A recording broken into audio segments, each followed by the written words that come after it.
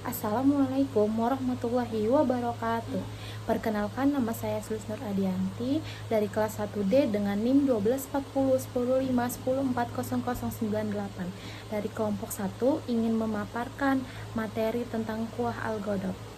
Nah, kuah al-ghodab merupakan dorongan manusia untuk menolak yang tidak disenangi dan mendapatkan kenikmatan yang bersifat abstrak dan batin, di mana ia bisa menghasilkan sifat utama yang dapat menjadi sumber akhlak yang mulia serta menumbuhkan kebaikan-kebaikan, yakni sifat sajaah, keberanian.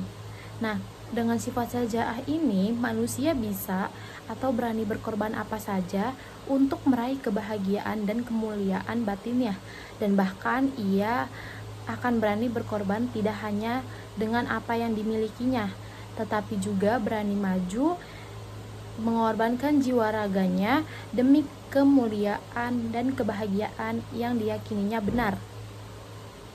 Nah, Syaja'ah menurut Al-Ghazali sendiri ini dalam kitab Al-Mizan Al-Amal meliputi banyak sifat turunannya, di antara lain yaitu Al-Karam yang artinya kebaikan budi, yaitu berani mengambil sikap moderat untuk mengambil atau menerima keputusan penting dalam berbagai masalah yang menyangkut kemasalahan yang besar dan urusan-urusan yang mulia. Yang kedua ada an-najah, yaitu membantu dan menolong, yang dimana yaitu berani dalam membantu atau menolong siapapun, apalagi menolong hal yang benar baginya merupakan jihad. Dan yang ketiga ada kibr an-nafs, yaitu berjiwa besar, bukan sombong juga bukan rendah diri atau minder. Ia berani menjanjikan dirinya sebagai ahli dalam kemuliaan dengan penuh kerendahan hati dan menghindari perdebatan pada urusan-urusan yang manfaatnya. Ia sangat menghormati ulama. Dan yang keempat ada al-ihtimal, yaitu ketahanan dalam bekerja, berani bertanggung jawab, menahan diri dalam menjalankan tugas meski dirasa berat. Dan yang kelima ada al-hilm, yang artinya santun, yang dimana ia dapat menahan emosi yang biasanya meledak-meledak. Nah, tidak terpancing dalam keadaan apapun dan marah. Dan yang keenam itu ada al-wikar, yang artinya tenang, yaitu menahan diri dari berbicara secara berlebihan, kesia-siaan, banyak menunjukkan dan bergerak dalam perkara yang tidak membutuhkan gerakan. Nah, perlu kita ketahui juga bahwa kuah al-ghodab juga dapat mendorong perbuatan yang buruk bagi seseorang. Nah, apa sih? Kenapa gitu? Jawabannya adalah at-tahur dan al-jubn. Dengan adanya dorongan manusia dari dalam dirinya untuk mendapatkan kenikmatan yang bersifat abstrak dan batin berupa kemuliaan atau kekuasaan, manusia bisa tahawur atau nekat, yakni berani melakukan tindakan yang bukan pada tempatnya. Nah, misalnya dia itu maju ikut tawuran padahal belum mengetahui mana yang benar dan mana yang salah, dan risikonya bisa mati terbunuh. Nah, selanjutnya di dalam diri manusia juga ada dorongan ingin tetap mendapatkan kenikmatan yang bersifat abstrak dan batin berupa kemuliaan dan kekuasaan. Maka ia bersifat sifat takut yang berlebihan dalam mempertahankan diri dan berbagai masalah kehidupan.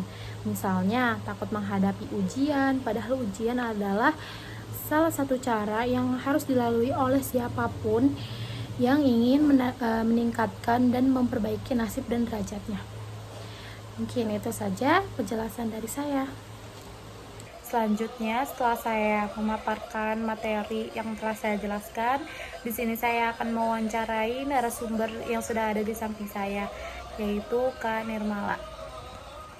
Halo teman-teman, perkenalkan nama saya Nirmala. Oke, baik Kak. Untuk itu saya izin bertanya kepada kakak, apa sih yang kakak ketahui tentang kuah al-ghodab, dan coba kakak berikan contoh yang bisa kita ambil dari kuah al-ghodab tersebut.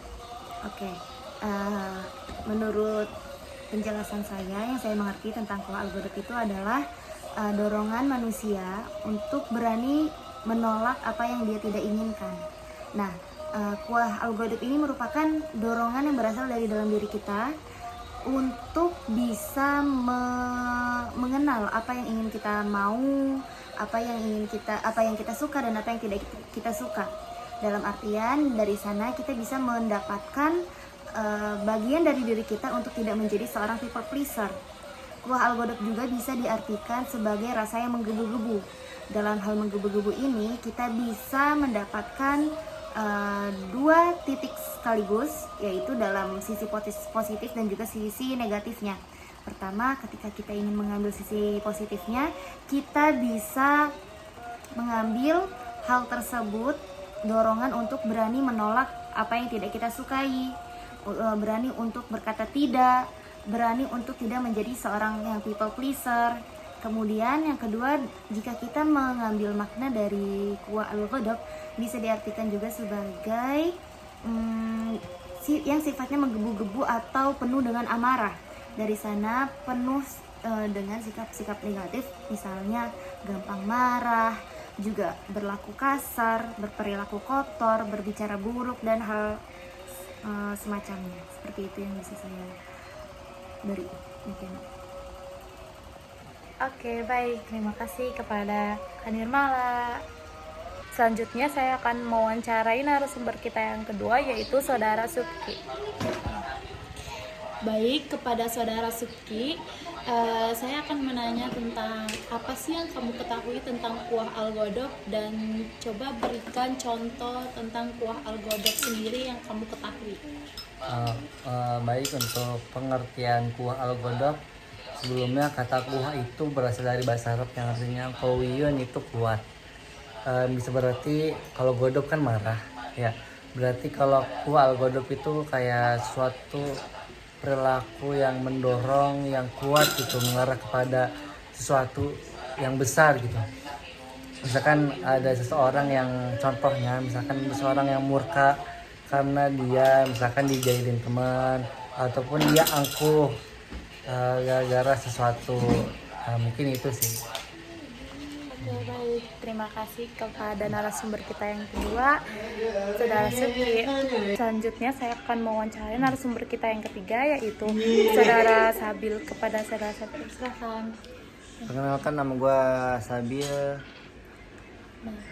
Oke, jadi saya ingin bertanya kepada Saudara Sabil, apa sih yang kamu ketahui tentang kuah al-ghadab, dan berikan contoh yang kamu ketahui tentang kuah al-ghadab.